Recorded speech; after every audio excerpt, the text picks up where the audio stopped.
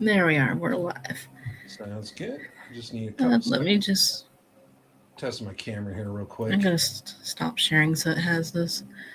So, hello everyone. We're here to help promote the Dave Sim Can 13 Kickstarter. I'm joined here by Golem Wolf or Tim. Hello. He is the circle in the middle. I'm fixing camera issues here, so hopefully Yeah, this will no work. worries.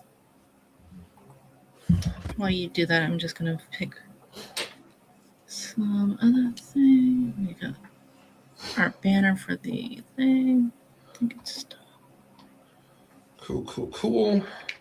Yeah, I admit I got my issues from the last campaign, but I've been so busy with work and stuff I haven't had a chance to read them yet. So yeah.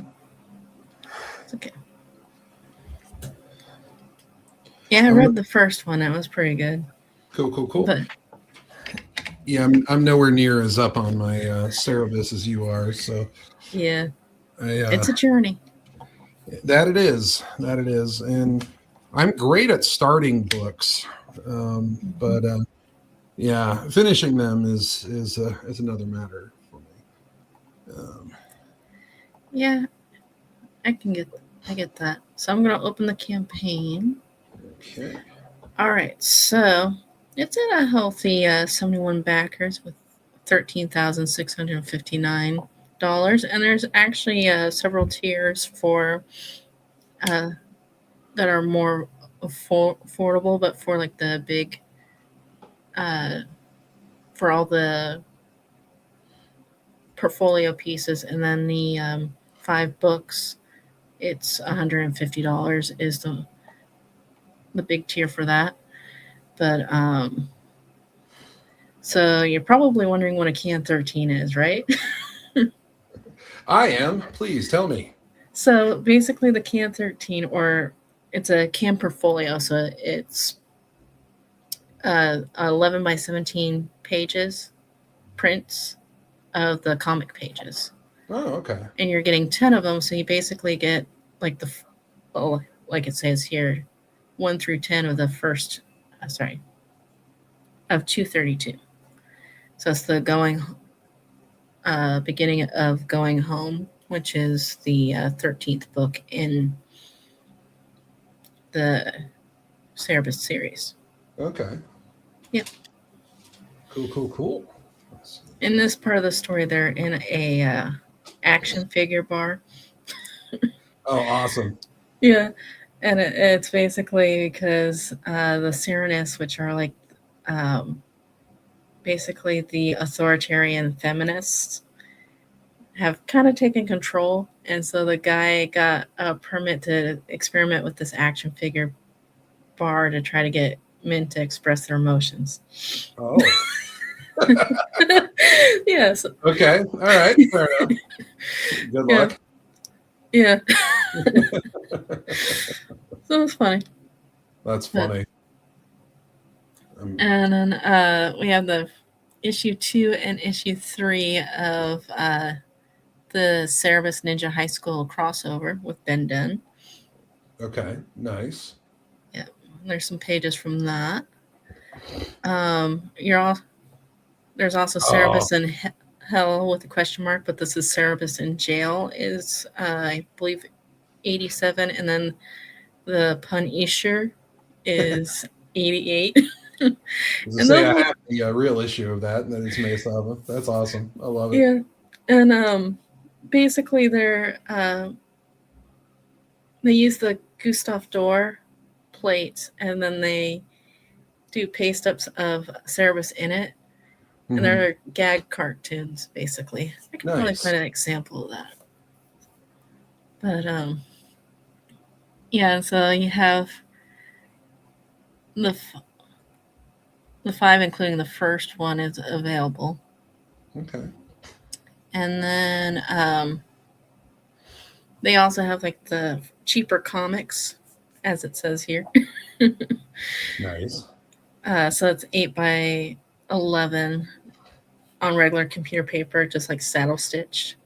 And then this part was funny. it says Dave is also toying with the idea of just placing the loose paper pages in a bag with the backing board, so not even your cheap comics get damaged by punching holes in them. Men in white coats stand by. Stand by. Nice. Yeah, and then once you pick your tier, you have your add-ons. So you can add on like the books from the last campaign, and you can even add on the canned portfolios from the last campaign too. So it's a big one. And then there's also going to be like certain days where they'll have um, uh, yeah, odd days. They're going to add more items because there's over 50 items in the wow. campaign. And I know they haven't added it yet, but I know sometimes they'll add towards the end, like the tracing paper that Dave works on, so you get original art. Oh, cool. Yep. Oh, and then there was an update the other day. I don't know if it'll show it. Do you see it on my screen? Did it change?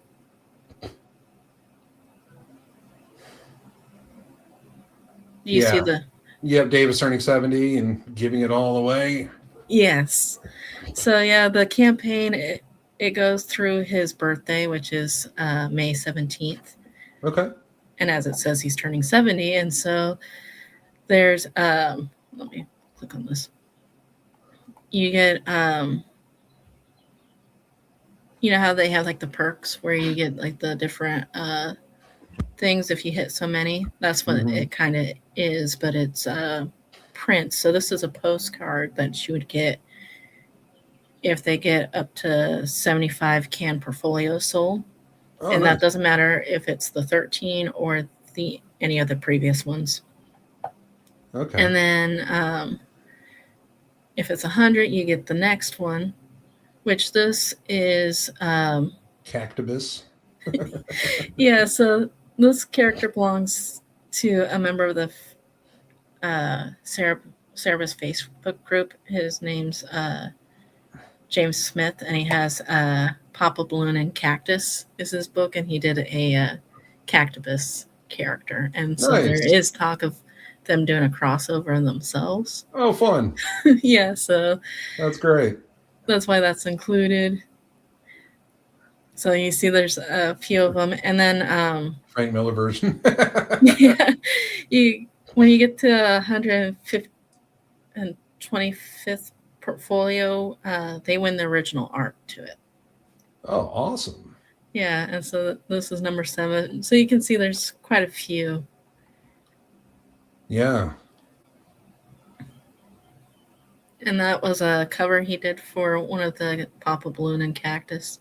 Oh, wow. That was Dave's attempt into manga. Hey, I've seen worse. So yeah, that's actually pretty good. So, and then I guess this is the finale of like the giveaway one, which is You'll Rock You, and that's if they get up to 300. So it has Last Days Cerebus when he's really old. Yeah, that's pretty. He needs to have him in the white T-shirt and the mustache and the the whole Freddie Mercury ensemble. Well, it's supposed to be a mix of that and Ben Elton's. Okay. Because you get the original letter between Dave and Ben Elton. Okay, nice. Yeah. If you get the 300th portfolio. All right, back to the campaign. So we can take a look at these. Of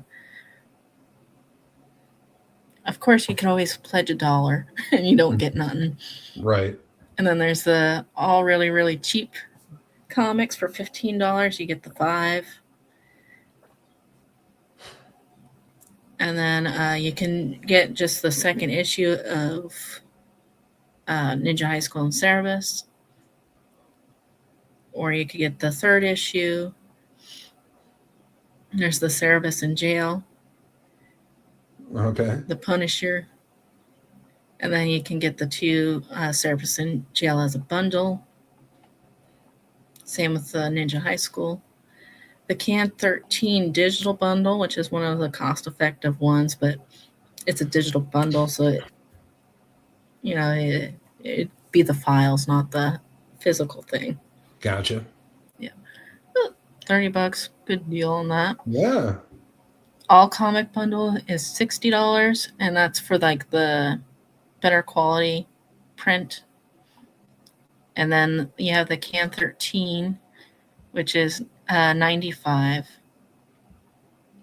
And then the Can 13 and the comic bundles is $150. All right. And then we have two retailer tiers.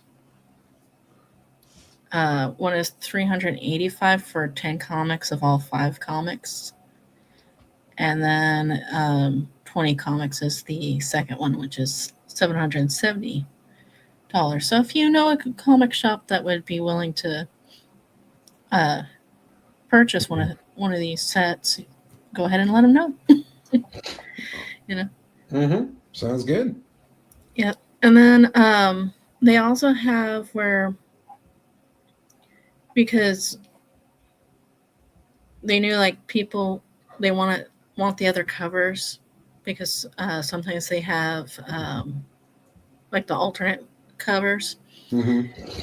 So they decided to do a thing where they print the alternate covers on backing boards for $5, so you don't have to buy another book. The same book. That's cool. Yeah, it's kind of an ingenious idea. I don't remember who came up with it. Yeah, it's a campaign for the people. I love it. Yeah. Here, backing board covers from last time. That's awesome. Now, how much longer does this campaign run? Oh, I think it goes till May 27th. Okay. Oh, yeah, that's right, because it just launched, right? Yeah. Cool. So I got time for a paycheck. Yep. This is a Dave Sim cover. I don't know if you see the mouse. Oh, yeah. Where he's doing the jailhouse bark. Yeah. With the height and the weight of the character, I say that's not really Cerebus, but Sueneus Poe in his younger years. Which is. It looks like it looks like a good happy mix between Cerebus and Elvis, I guess. Yeah. And then you got the Punisher. Oh, yeah. Love that. There was in Flight, there's a Punisher parody too. Okay. With the Roach character. So he's like Punisher Roach. Nice. Yeah. Well, you know me, I'm a big Punisher fan, so yeah. I love that. Yeah, and then you can also get as add-ons the Swords of Cerebus and Hell, which is like the collected volumes of the comic, and then any of the previous Can 12, 1 through 12 Can portfolios for $85. Okay. And then if you get the portfolio, the shipping's free. Nice. Yeah. And then it talks about how there's over 50 items, so it's yeah, they're picking odd days. So tomorrow there'll be new items on the campaign. And here it talks about them: comics, old comic proofs, new comics, greeting cards, and all new tracing paper drawings. And then you have bonus prints. So if you can't do like the $90 Can portfolio, you could always get like a $10 7x11 teen print. Okay. Yeah. And then they use AI just in the ads for it because, as they say, they're old and slow. All right. That's fun. Which I did offer to make ads for them so they don't have to rely on AI. Right. But let me just pull up one of these, the gags, so you can kind of see what they do.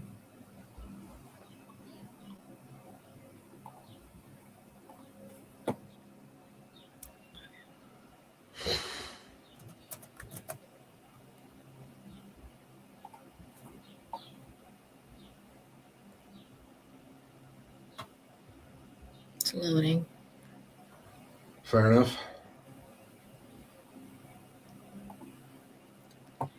All right. I'm just going to Instagram for this one. Well, And I I've seen. Good. Go ahead. I was saying I've seen some of those that you're talking about where they use the Gustave Doré and they superimpose Yeah. service on there. I've seen some of these. Yeah. Oh yeah, I think I've seen them on your page actually as you posted them. So Yeah.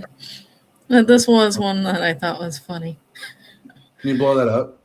Can you Not here. Yeah.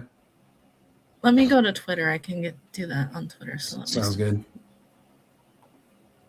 It's like my eyes aren't that bad yet, but yeah, and I'm probably in denial a bit on that, but I'm like, eh. Alrighty.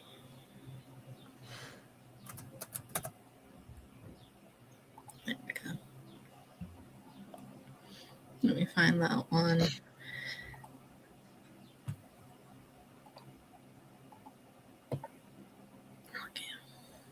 I got it. Cool.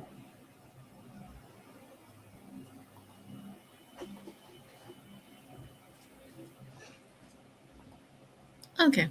Can you read it now? Better. Yeah. Okay. I swear to you by all that's holy that you are sincerely loved, not by me particularly, but by, your mom, your dad, your grandparents. So in all your relationships, that's what you told them, and in brackets, what were you thinking? Yeah. And you wonder why you ended up here.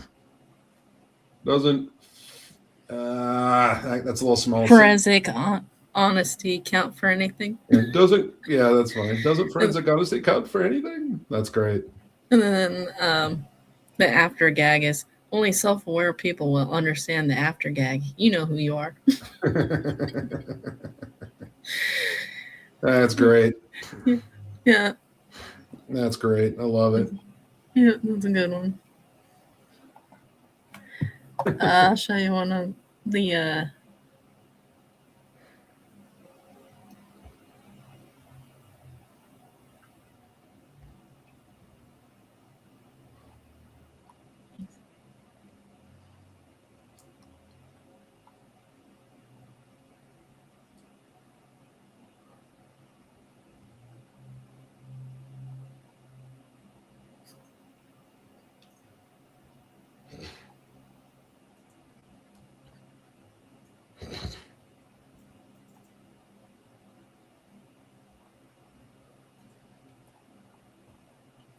you should I'm looking for the one with the lawyer and where he's talking about how he shouldn't talk with the lawyer present, and he's like, aren't you the lawyer? And he's like, yeah, well where's my present? Okay. I spoiled it, but because some of these came out in during Christmas, Right. All right.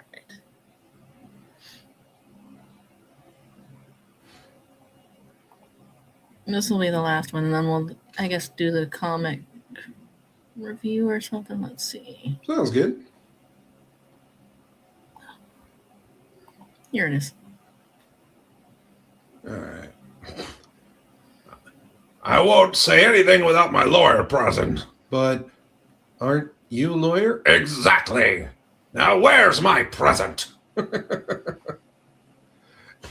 You see that after gag? Yeah. You see what after gag guy means? Let someone else pick up on the obvious humor and flog themselves with it. Yeah. I love it. Yeah, and so they kind of trade off on who does the writing for them. There's like a group of Cerebus and Hell guys. Okay. So Dave does some of them, but then like David Birdsong writes a lot of them. Matt Dow does some. So okay, it depends. Gotcha. That's cool. Yeah. Yeah, and then I did a Cerebus comic for him, but I'm waiting for my critique on that, which might be Gotcha. down the road. Cool, But cool. I'm thinking of going ahead and like just redrawing it, anyways, because there's some things I want to fix, Sure. and then like send it in for like the next. Yeah. No, I know how that goes. Yeah, it's like you do it, and in the moment you're like, "That's awesome." And then you look at the next day, and you're like, "Oh my god, I need to fix all of this stuff." Mm-hmm. And no, I get that. Believe me. Yeah, I've also been doing a lot of like just probably saw some of them. I actually printed this out, but Oh, cool. yeah. Yeah, I don't have too much like finished stuff that I can really show off, but let's... And then I also made a copy of this one. I colored in Oh, nice. video.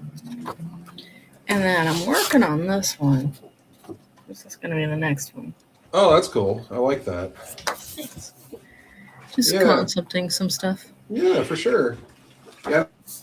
Super finished, I can really show. I've just been messing around with sketchbooks and just loose stuff. I've been on a bit of a Street Fighter kick, so I tried drawing Guile and Nice. Chun-Li. Is it because of the movie coming up? Yeah, well, that definitely reignited it for me, for sure. I mean, I'm a longtime fan of both Mortal Kombat and Street Fighter, and that trailer is for Street Fighter. I love it because they're leaning fully into the '90s cheese, Yeah. and I love everything about that. The only thing about the Mortal Kombat one that it has Carl Urban in it. I Yeah, do like him as an actor, so I Oh, kind for of sure. do want to see that No. one. for sure. I thought the first of these Mortal Kombat movies was fine. I thought adding that character Cole, which they added to the movie, and he was never in the games, I thought was kind of dumb. I really wanted more Sub-Zero and Yeah. Scorpion, but it looks like the second one looks like it's going to be more focused on the actual. See, I always liked Reptile. Yeah, see, I'm a Sub-Zero guy. Sub-Zero's my dude. I thought the guy that played Kano was great, in the last one, and yeah, there were moments in it that I thought were fun, but I See, don't my know. favorite Mortal Kombat. I didn't see the first one. I saw the one from like the 90s. Oh yeah, well that's a classic. But, yeah. yeah. That was a Again, good there's one. just more practice, just gestures and. Oh, I mean, let me. oh no, you're fine. I'm experimenting with like using a red pencil or blue pencil, and I've Nice. been really struggling going back and forth between like 2H's and HB, and Yeah. I've I've been using this one lately. Sorry, let me get you off the Oh, screen. you're good. You're good. The Okay. 2B. 2B. Yeah. Yeah, 2B is a little too smudgy for me anyway. I have a hard time with it. I've tried it, and I like, but yeah, it's a little smudgy for me. I don't know. I got these, been kind of obsessed with these lately. Yeah. These Tombow 2H's. Oh, okay. It's a 2H pen. It's a pencil, Tombow monograph, I think is what they're called, and they're very reasonably priced. And the 2H, I don't know, for some reason it's a little darker than the Stadler 2H's. Yeah. So it's kind of that happy medium for me almost. And but I've been struggling to find a really good pencil sharpener that gets me like that, needle point that I want sometimes. So I don't know. It's the ever-going struggle. So, what was the book you pulled up? Oh yes. So we were talking about books that we've been reading or have read and enjoyed. Yeah. This is a book. Fatale.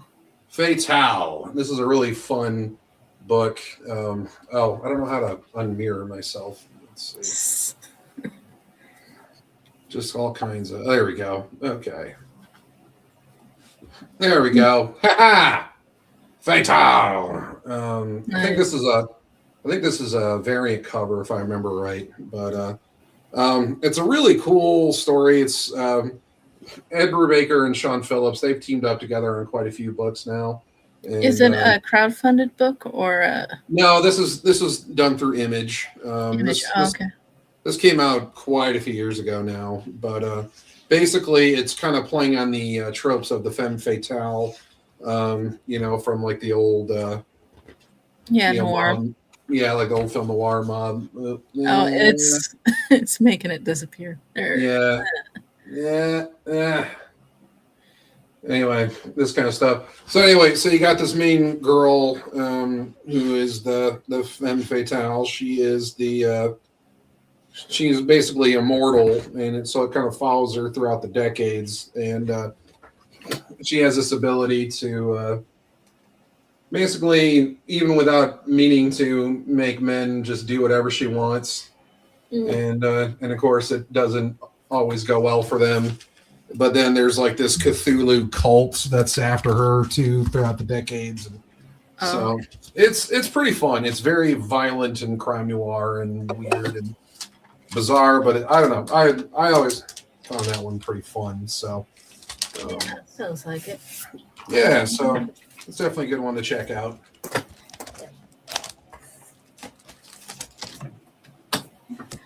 This one's on the reading deck right now. Okay. I think I showed it before. This one, big book. Oh, I've heard you mention that one before. I haven't seen it yet. That's really cool. Yeah, it's pretty good too. I'm rereading some of the parts, but I'll show you my favorite page because that's just funny.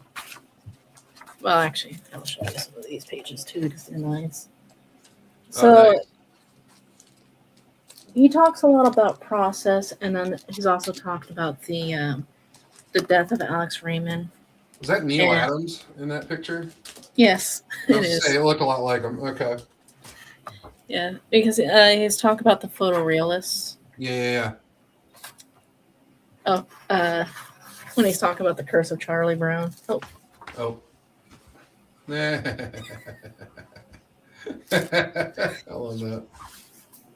Yeah. So what he does is he'll take the comic strips from like the Alex Raymond and stuff and Hal Foster, and he'll recreate them, trying to replicate the ink. Oh wow! Yeah. And this isn't the whole series because he's still working on it. Mm-hmm. This was just up to the point where his wrist gave out on him for a while. Gotcha. And so he had to hire another artist to take over for a bit. And so it's the first like 100 or so pages, and then the other artist takes over, does a few, and then now he's back to working on it. Okay. So yeah. That's cool. Let me find this page. Here we are. This is one of my favorite pages. Oh yeah. I think it's still mirrored, but yeah. That's fine. That's fun. Yeah. Love it. And then him arguing with his Charlie Brown self. Wow. Why can I relate to that on so many levels? Because we're cartoonists. We're crazy. Exactly. Something about that Charlie Brown version of yourself. All right. Do you have another book or? I do. I brought 3 just in case. So the next one, I kind of mentioned this at the end of the last one. Yeah. 5 Ghosts. This is a variant cover, but there you go. You get the idea. Yeah. But it's kind of a throwback to like the old pulp kind of stories. So this guy, he's a treasure hunter, adventurer type. Nice. And but he happens to be possessed by 5 ghosts, hence the title. And each ghost has its own kind of skill set. So he's got the wizard.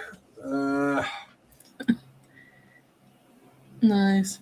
Yeah, and there, so yeah, you got the wizard there in the middle. Then Mhm. there's the detective, which is like your, Sherlock Holmes type. There's the archer, the samurai, and then the real creepy one is the vampire. Oh, And okay. the vampire obviously allows him to be really powerful, but he has to fight the blood, craze and all that. And so it starts off with a pretty typical Indiana Jones style where he's finishing up something, and of course, wakes up in bed with some girl whose name he doesn't know. And then there's like it's been a little bit since I've read this, so bear with me, but there's this whole thing about some woman the woman that he loved that he couldn't save, and he's like trying to find her or something, and then he gets this like crazy like premonition thing that's drawing him to this remote place, and yeah, it just goes nuts. And all of a sudden there's like the spider demon, and like here's the cover for the second issue. Yeah, and it just goes full on pulp and just weird over the top stuff, and I don't know, it's just a lot of fun. Yeah. So I think with keeping in the theme, which I'm gonna unplug this now because my mouse died like right at the start of the show. oh no. But Yeah, my room will be a little more presentable next time, so I won't be dealing with this stupid fake. yeah, I think I'm gonna go Next ahead and go with the going home. Oh, there you go. Yeah. So yeah, it's a collection of stories. So at the end of the last book, Cerebus's friend returns Bear, but right when he returns, the girl that he loves returns, and so he leaves with the girl, basically. Gotcha. Yeah, and so it picks up from there, and they're traveling north because he's returning to go see his parents, basically. But then things happen where he ends up going south again because they were trying to race against a blizzard and stuff like that because he lives up north. And so they kind of do like a little bit of a Princess Diana thing where the girl that he loves is like adored by the Serenus and stuff. So Okay. yeah, and then they eventually go on a barge, and that's where they meet the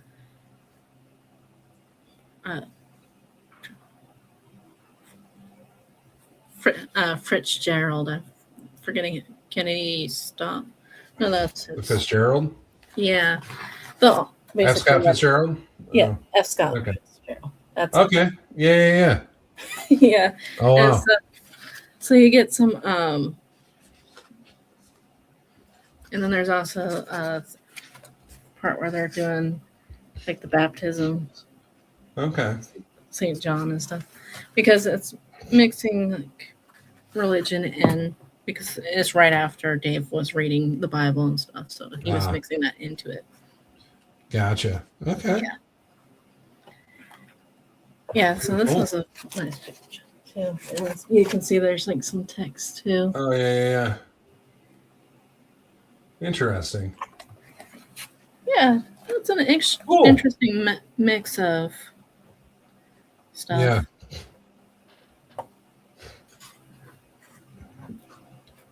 And then he plays with like the different writings too. Okay. Like Different like writing. even in like Church and State, there's like times where he'd have a character dictating, and so the writing would be in cursive. Okay. Yeah, Nice. Alrighty. Well, in theme of we mentioned Punisher, I'm a big Punisher fan. I just got this recently Nice. in the mail, and of course, this story arc, Welcome Back, Frank, I've read a million times way back in the day. Yeah. But I just saw this collection came out, and so of course I had to nab it. So far, my only real gripe with this particular issue is they kind of cut off the top of Frank's head there a little bit in that. Oh, page. yeah. But what you gonna do? But I don't know if anybody out there is familiar with Garth Ennis writing. I went through a big Garth Ennis kick during this time period. He's kind of the master of the dark humor. Mhm. Let's see if I can find one. Like, it's maybe a little bit of a spoiler page, but the story. But he's when he comes back to New York, he's going after the Nucci mob family, and Yeah. he's just been cutting through them like nothing, like butter. And there's the mom of the gang, Ma Nucci. She chases him into a zoo, and Punisher's like, we're out of ammo, and he was caught off guard, so he tricks her and her goons into following him into the polar bear exhibit, and expected her and thought she was dead, but lo and behold, she is not. Oh, nah, Yeah. come on. It's trying to censor it. You're right. Come on. Hold it in front of your face. Yeah. Okay. You know what? Screw it. Just don't judge my room too much, okay? All right, let's do this, because this is a panel worth seeing. Here we go. You should get like a curtain to go by. Oh, it's not that bad. Thanks. No. Anyway, so yeah. So you just see her going over, and Punisher's like, "Oh yeah, she's totally dead." And then you see this, she's just like, "What do you think I'm doing?" Yes. And Nice. yeah, just things like that. And then he's got this, priest character who's like has this alternate personality where he's like trying to take this guy's confession, and where'd he go? And it was just too much for him, so the dude just pulls out, so he just like, who are you? And then he pulls out an axe. Yeah. So the priest just pulls out an axe and just totally just murders the dude.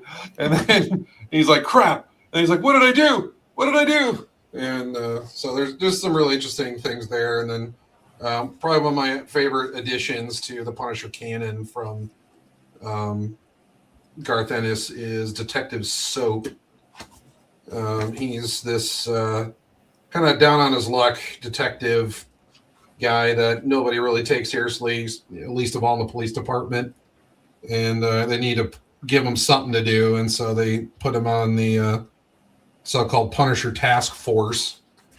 And but he's literally the only guy there. And the problem is a lot of the cops like the Punisher. So yeah, there's Soap. Yeah. Right there. And so like basically he's just kind of a laughing stock left on his own.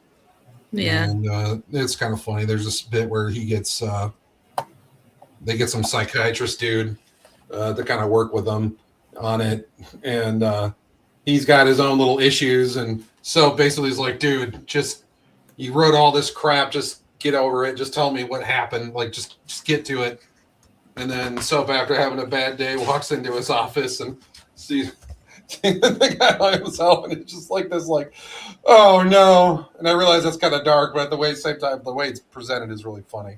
Yeah, that's good. And then if anyone saw the Netflix Daredevil season 2, the one where the Punisher was entered and met Daredevil, like that came right from this story arc. And, okay. So when they did that in the show, I'm like, I've read that. Nice. It's I mean, the show did a good job with it, but I think it's actually a little bit more intense in the book, because the Punisher's like, I'm trying to kill this guy, and it's up to you. You have either shoot me or let this guy die, and that's your choice. And so it's pretty cool. Yeah. So highly recommend that one.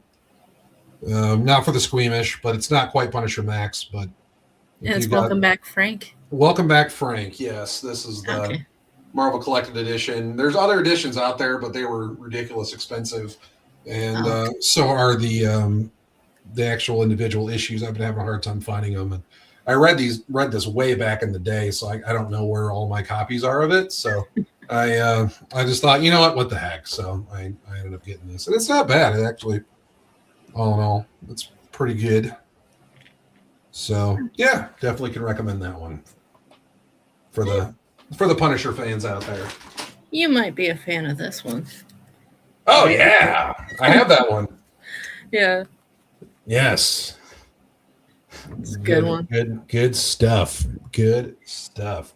I love his layouts in these. Oh yeah, for sure. Well, I love how he is that the one where he's got the like the splash page has the title like written in the foliage. Yeah. I love how he does that stuff. It's pretty fun. Let me see.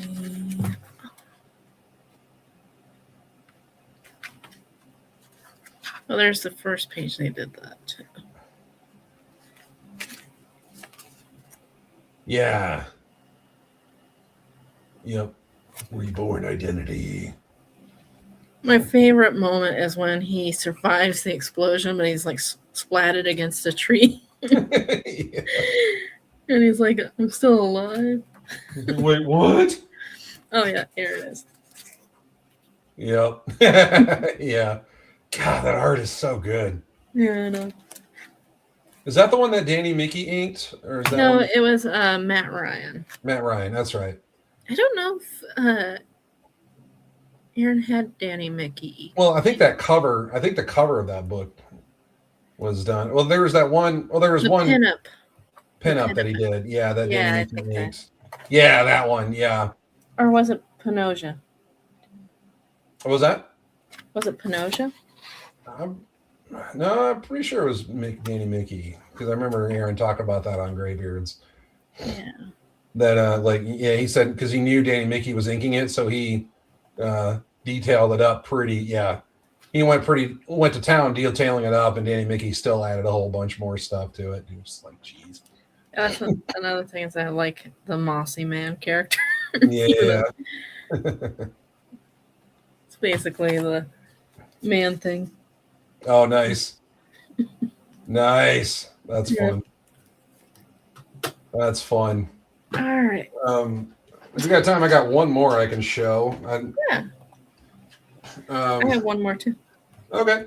Probably this is not by any means a surprise, but the original Old Man Logan story. Oh, okay. I bought this back when I was in high school and I had a job, and this is probably one of my favorite Wolverine stories, to be honest with you. It's written by Mark Millar and drawn by Steve McNiven, who I'm a big fan of, especially his older stuff. I don't know, his newer stuff is not as much of a favorite of mine, but so you got Old Man Hawkeye, who's blind, and of course he's driving a Jeep, so we just don't worry about it. Nice. But the thing about this book, it's really cool. It's kind of a love letter to why Wolverine is necessary as a character. Yeah. And basically the whole time Mark Millar knows he knows exactly what you want to see as the reader. He knows that moment you want it to happen, and he just delays it. So he just keeps delaying it. And there's points where you're like, okay, now it's got to happen. And then it doesn't happen. You're like, come on. To the point where then it finally does happen. You're just like, yes. I'm trying to find a cool page that's not a spoiler. There's this great bit where they're running from a venomized T-Rex. Come on. Oh, yeah.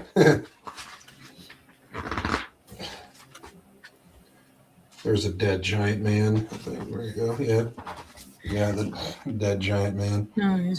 So if you're not familiar with the story, basically it's in the somewhat near-ish future. Basically, all the villains at one point banded together and put aside their differences and worked together to just completely overthrow all of the superheroes. And with Wolverine, they basically did a Hercules thing where he thought he was killing a bunch of bad guys, but realized it was actually X-Men. And so he basically has become a pacifist at this point. Mm. And so the whole point of the book is you're trying to be like, come on, man, get over this, get over it. You gotta cut loose and you gotta kick in. Yeah, and but there's the venomized T-Rex that they're running from. Nice. And there's Old Man Hawkeye, and of course he's still a badass, even though he's blind and driving a truck with guns on it. And it just so it's like, yeah, it's just equal parts weird and fun and ridiculous. Like you got It's kind of whole- like good. it's kind of like the Men in Tights where they have the lookout as the blind guy. Yeah, exactly. But like, one of the big gangs that runs the part where Wolverine comes up, they're the Hulks, but they're basically like these like redneck Hulk type, like they're very like hillbilly Hulks. Trying to find a good non-spoilery page of them. Let's see. And when they first show up. Yeah, you can kind of see them there, and they took over the Fantastic Car and just kind of wrote their own stuff on it. So Okay. yeah, they're very hillbilly-esque, and so it's kind of weird, but I don't know, I love it in that Mark Millar style of just like, who gives a crap? I'm doing this because why not? There's a great shot I love of Red Skull wearing the cat mask because Nice. that's like his ultimate victory. So anyway, I don't want to spoil too much, but yeah, it's definitely worth a read. For those that saw the Old Man Logan movie, that has absolutely nothing to do with this story. The story in this book is Way better, and just very different because there's just a lot of stuff they just didn't have access to, Marvel. But the other thing that's kind of cool is, in the back they got, some of the pencils and stuff like that, Nice. which I really like. I'm a process junkie, so I love this stuff. Same here. I was originally going to show a different one, but because you brought out the Old Man comic, I decided to go with Last Day's Service. Okay. Perfect. Oh, He's not as limber as Wolverine. Yeah. Hey, he's a little shorter too, which is saying something. So you got to give it to him. I don't know what the average Aardvark lifespan is, so he sounds like he's doing pretty good for himself. Yeah. Oh, jeez. I just read the text on that. That's funny. Yeah. Love it.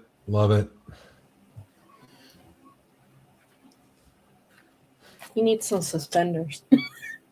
Oh, geez. That struggle's real. I can tell you. Yeah, I know. I know. Suspenders need to come back in fashion because they are so practical. Yeah. No, my favorite thing is my Just cousin. wear them. Yeah, well, my cousin's grandpa. He was. This is Oh, that's great. Yeah, so it's my cousin's grandpa on like his parents' side. But anyway, he was a handyman type guy and real fun dude, love him to death. But he wore these suspenders that looked like a measuring tape. It was like the greatest thing ever. Yeah.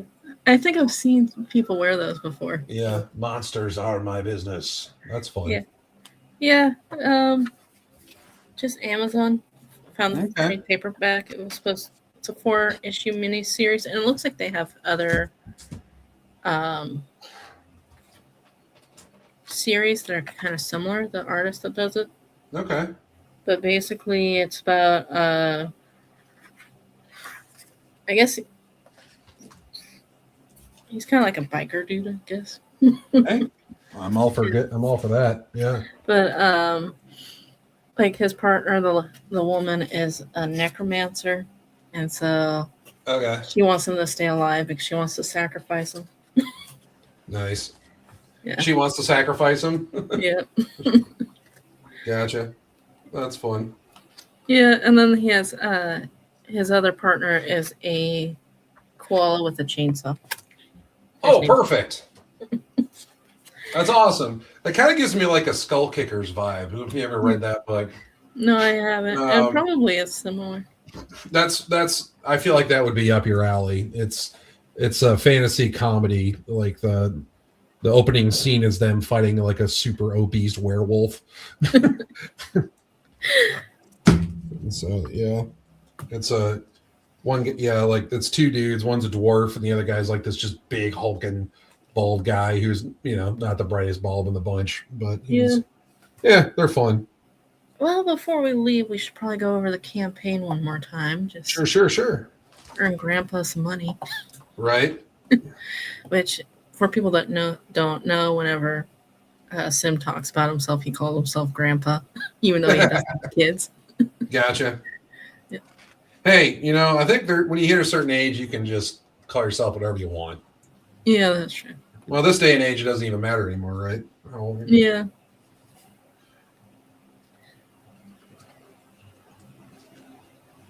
Well, a lot of people come to him seeking advice about printing and yeah, cartooning and stuff. So yeah.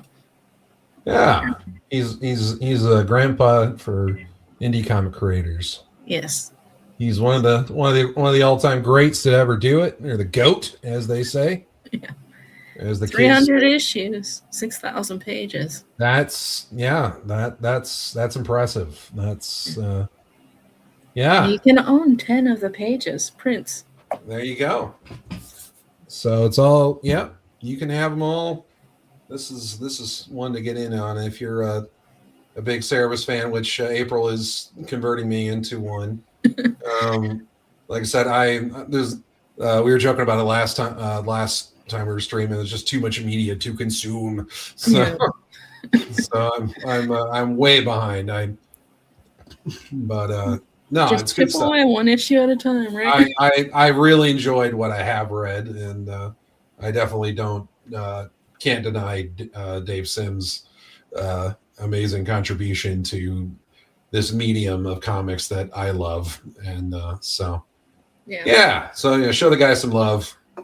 And that reminds me, on the update, they did give his address, so if you want to send a birthday card, you can. Oh, well, that's gutsy, man. Putting his address out there. Well, it's a P.O. box. Oh, okay, that makes more sense. Okay, Yeah, see. okay. Oh, it's Canada though. Oh, that's right. I forgot he's Canadian. Postage on that. Connected. Yeah. So if you're okay with spending postage to send to Canada, or if you're in Canada and it doesn't matter anyway, Yeah. send the guy a present. Yeah. It's his birthday. You don't turn 70 every year. That's for sure. That's for sure. You only turn 70 once. So what is that, a septuagenarian? Yep. Yeah. All right. So Can 13 is a portfolio that has the print of the pages 17 by 11, so you can see the pages at full size. Mm-hmm. It's not like the actual page, so you don't see I think you still see they're like remastered pages too. So. Mm.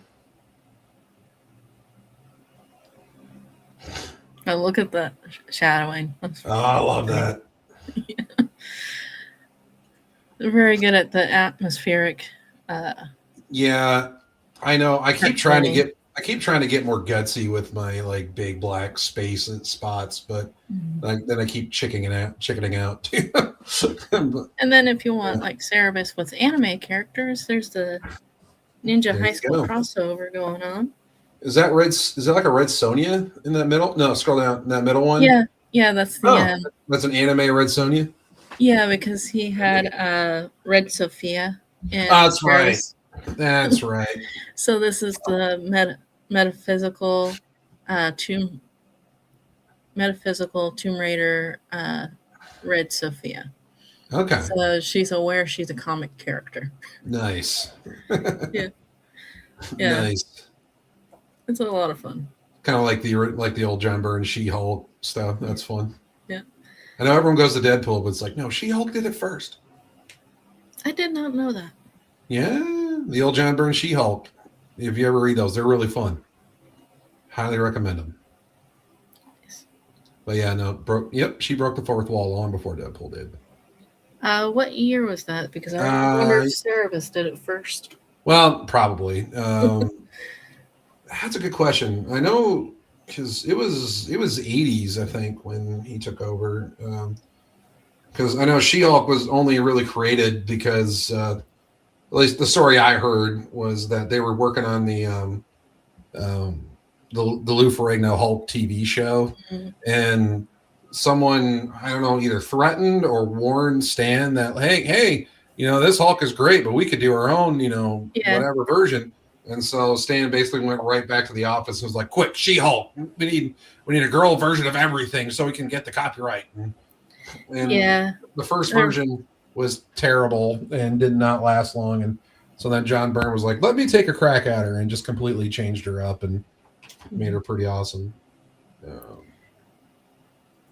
Yeah, wasn't the first one more like Hulk, where it was? Yeah, she just went savage, and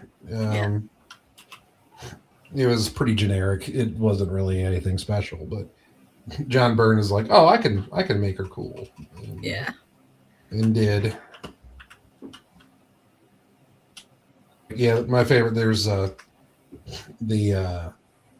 character. This old lady. She was the secretary at the office she was working at, and you find out that she was a like an old like golden age like comic strip character.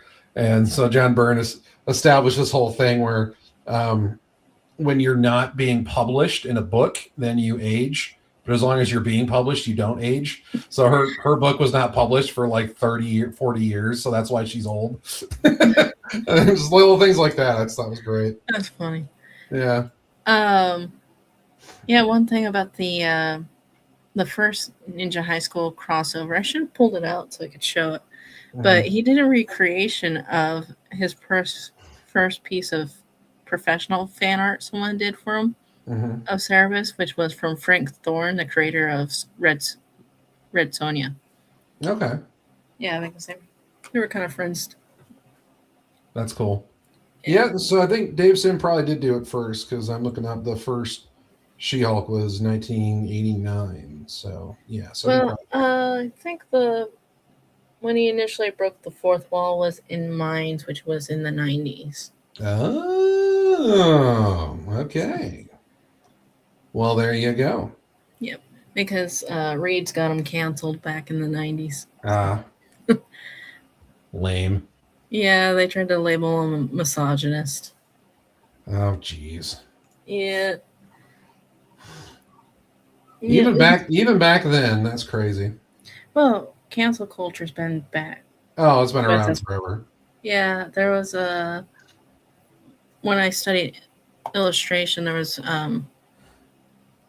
we were going through the history, and there was a guy called Thomas Nast.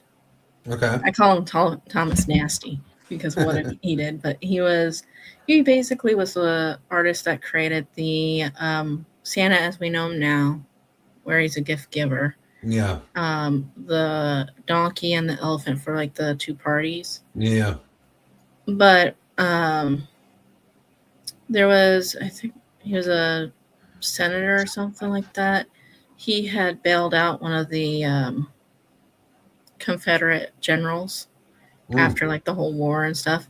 Well, then Thomas Nast did a campaign to just tear down this guy's reputation, and he'd publish it in the paper every day until the guy finally died from the stress.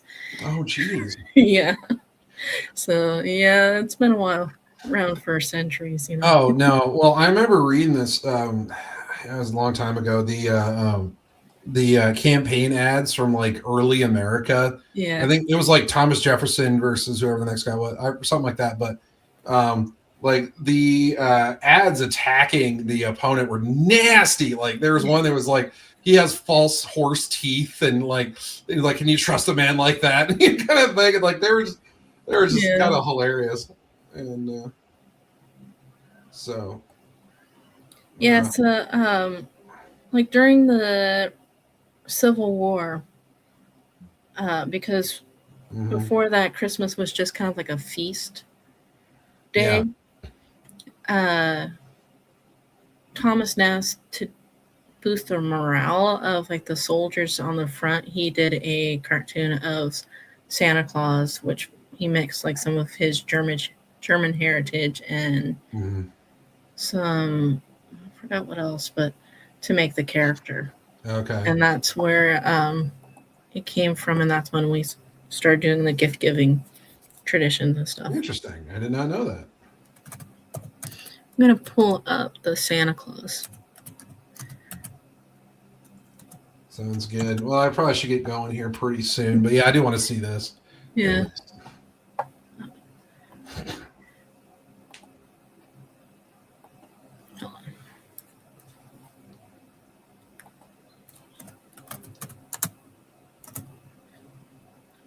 Okay. See, I'm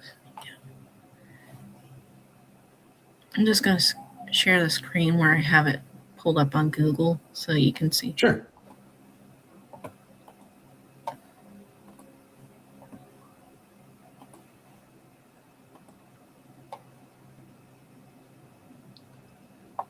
Yeah, I think this was the first one. Oh, I think I have seen that. Mm-hmm. That looks familiar. Okay. So it was, I think, supposed to be a little bit more impish in his characterization. And then Coca-Cola got a hold of him. Right, and really, Yeah. really changed him up. Yeah. That's funny. Well, thank you for hanging out. Oh, yeah. Well, thanks for the by. invite. Thanks for the invite. This was fun. Yeah, it was a lot of fun. We got to talk comics. You don't need to see that. I love talking comics, so Yeah, I can do same that here. all day. Cool, Yeah. cool. And we got to talk about the campaign. Let people know what a Can 13 is. There you go. I learned too, so that's great. Yeah, and they made the joke of they've been waiting years for Can 13 so they could do the Friday the 13th logo on it. That they've been using the font for it for years. Love it, love it, love it. That's fantastic. Funny guys. Awesome. Yeah. So cool. Well, thanks again for the invite, and everybody's watching. Thanks for Thank you. coming, and go check out that campaign. All the best to Dave and everybody, and I guess that's the other thing is he was nominated for an Eisner Hall of Fame this year. So that's cool. I did not know that. That's awesome. So hopefully he'll win that, and they made the joke of raising all the prices because of it. Right? Why not? You're right. Yeah. Well, isn't that when once you win the award, isn't that when you work afterwards? Yeah, because you can. Well, I just remember, was it Halle Berry won that Oscar for Best Actress, and then the next thing she did was that horrible Catwoman movie. You're just like, wait, what? I was like, that's what you followed it up with? Okay. Yeah. All right, cool. Well, anyway, I think I get going, so I'll see you guys later. Have a good night. Thanks you for too. By. Sure. Thank you, all the internet people. Bye. Bye. All right, cool. Well, I will see you next time, I guess.